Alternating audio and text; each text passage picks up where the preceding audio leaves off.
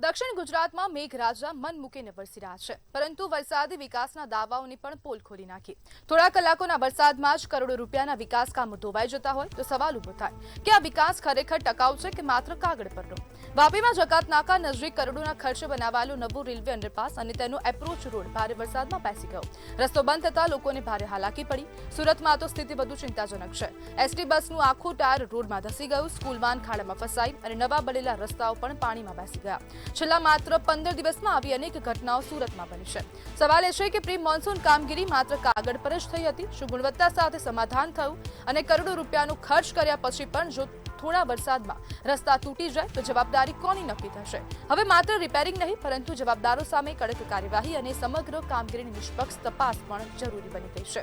અને સ્થાનિકો તેવા આક્ષેપો કરી રહ્યા છે કે માત્ર પ્રી મોન્સૂનના નામે દાવાઓ કરવામાં આવ્યા છે, માત્ર ને માત્ર વાતો કરવામાં આવી છે।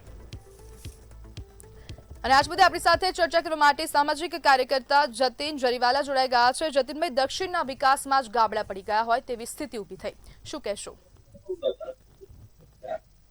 પરિસ્થિતિ તો એ જ કહું છું કે જે વારંવાર આપણે મેયર સાહેબ બી કહી છે કે જૂના જે મેયર હતા તેને પણ ગયા વર્ષે કહેલું હતું કે તમે આ વસ્તુ છે ને જો પ્રી મોન્સૂનની કામગીરી એ પહેલેથી જ કરતા આવ્યા, પણ એ લોકોની કામગીરી પર એ ખરા ક્યારે ઉતરશે ને એનો જવાબ તો સત્તાધારી પક્ષ આપે તો વધારે સારું છે। અને એક ખબર નહીં એ લોકોના એન્જિનિયર એ લોકોના કયામાં નથી, કઈ રીતનું છે તે એ લોકો ખુદ કઈ રીતનું ચાલે છે તે ખબર પડતી નથી આની અંદર। જતીનભાઈ, સત્તાધારી પક્ષ જવાબ આપે છે તો એવો જવાબ આપે છે કે ખાડા તો પડશે। નવસારી મેયરનું આ નિવેદન છે। એની સામે આ અધિકારીઓ બી લાચાર બની ગયા છે તો કઈ રીતનું છે? અને વેરો તો વધારે વેરો વધતો જાય છે, બરાબર? જેમ કે મેગા સિટી સુરત સિટી પણ છે અને અમદાવાદ પણ છે, તો અમદાવાદમાં અને ગુજરાત રાજ્યના અંદર જ આવે છે આ બે સિટી, તો બંને જગ્યાએ આટલો ડિફરન્સ કેમ?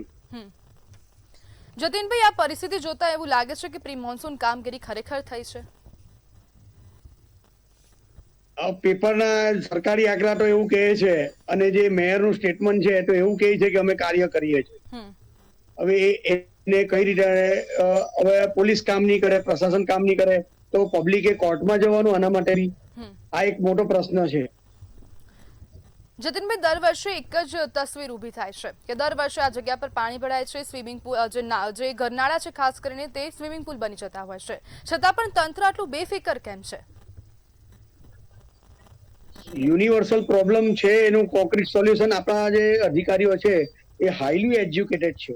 હાઈલી એજ્યુકેટેડ હોવા છતાં આ વસ્તુ કઈ રીતે કોઈ માણસ નોકરી મેળવે છે તે કમસે કમ એને ગ્રેજ્યુએશન તો કરેલું જ હોય છે, તો આવા હાઈલી એજ્યુકેટેડ આપણા એન્જિનિયરો છે તે પણ એનું સોલ્યુશન કેમ નથી લાવી શકતા? એ તો એનો જવાબ તો મેયર સાહેબ જ લઈ શકે છે, અથવા એના માટે બી જો કોર્ટમાં જવાનું હોય તો એનો એક છેલ્લો રસ્તો કોર્ટ જ છે એવું છે દરેક વસ્તુના માટે। અને આની નુકસાનની ભરપાઈ કેવી રીતે કરવાની છે તેનો બી હજુ સુધી કોઈ ખુલાસો થતો નથી। જતીનભાઈ, હાઈલી એજ્યુકેટેડ અધિકારીઓ પાસેથી જનતા કેટલી અપેક્ષા રાખે છે?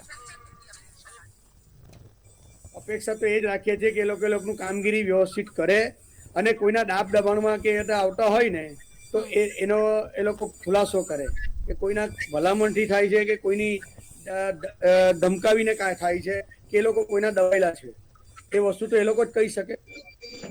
જી બિલકુલ જતીનભાઈ, જોડાવા બદલ આપનો આભાર।